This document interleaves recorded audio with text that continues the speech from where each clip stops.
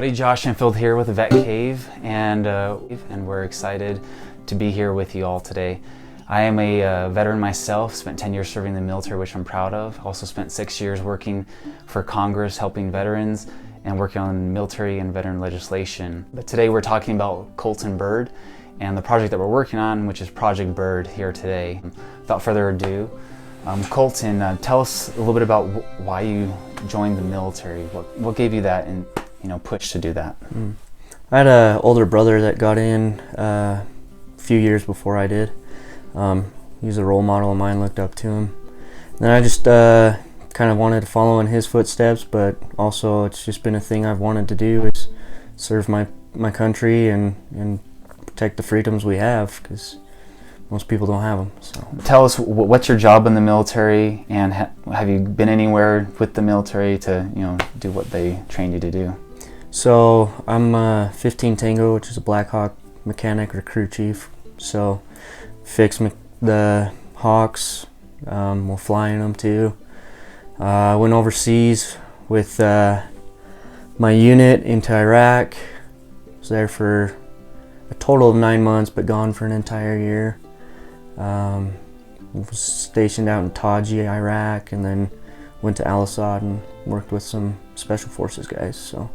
And were you married at the time? Yeah. Did you have any kids? Married, left a newborn. He was only, I think, 3 months maybe. Did you plan it that way? No. I won't tell your wife. No. She'd kill me if I did. So, but I imagine that must have been a difficult experience for you and also your wife. Yeah, I mean, it was definitely hard being away, missing out on, crucial milestones in your kids' lives, like birthdays, first steps, first words. But thankfully for technology, we were able to at least keep in somewhat communication, as long as it was good weather and stuff out there. Right.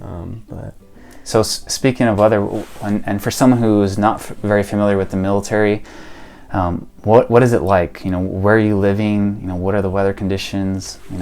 So when we were in Taji, we were basically living out of shipment containers that they transformed into rooms. But luckily they had AC units, because it was about 110, 115 usually every day in the summertime, sometimes more. Yeah, and then you're wearing all that gear on top of it. Yeah, so you're sweating like crazy. It feels like a hair dryer blowing in your face when the wind's blowing. And then I went out to Al-Assad for a few months, which is still part of Iraq, but we were living in a 10-man tent, and that was a little bit worse, just because living conditions weren't the best. It was, got a tiny shower, cold water. I know that you've been diagnosed with some PTSD symptoms, and when did you first find out that you were, or recognize that you were having some issues? Well, my wife pointed it out to me, because I, thought I was just being fine, doing what I do, and she pointed out, I've got some problems, and there's just a stigma too with PTSD that it's combat related, which isn't always the case. So yeah, and so for those who don't know what PTSD is, it's post-traumatic stress disorder. And yeah, as you said, that many people face traumatic situations in life, and when you're deployed, you're living in a traumatic experience, for a whole year sometimes. I mean, if it was just being away from family, that too can be traumatic, but you throw in all the other dangers and living conditions, it adds a lot of stress to the veterans. And so, but your wife was able to recognize some of that, but what are some other areas where you felt that PTSD was affecting your life when you were returning? Well, I had a wedding to go to. My little brother got married, and I was just the best man at the wedding and supposed to give a speech. I couldn't do it. My heart started pounding, couldn't breathe. I left for a little bit because it's just too much. Yeah. Just felt like you're kind of enclosed in a very, very small room, and the walls are just kind of slowly coming in. With veTcave, what we've done is we're building a place of refuge for these veterans when we're facing PTSD triggers from experiences in the past, and it's a place where you can be away, but not too far away. We're still with family, and so tell us, how is veTcave going to benefit you? Well, you know, like if I'm having an episode, I have a safe place to go, to step out, you know, not be around my kids, my wife, because, you know, it kind of takes over you, and it's just it'd be a good place to calm down, get my thoughts together, and basically re-enter my family's life again. As you know, we have a lot of volunteers.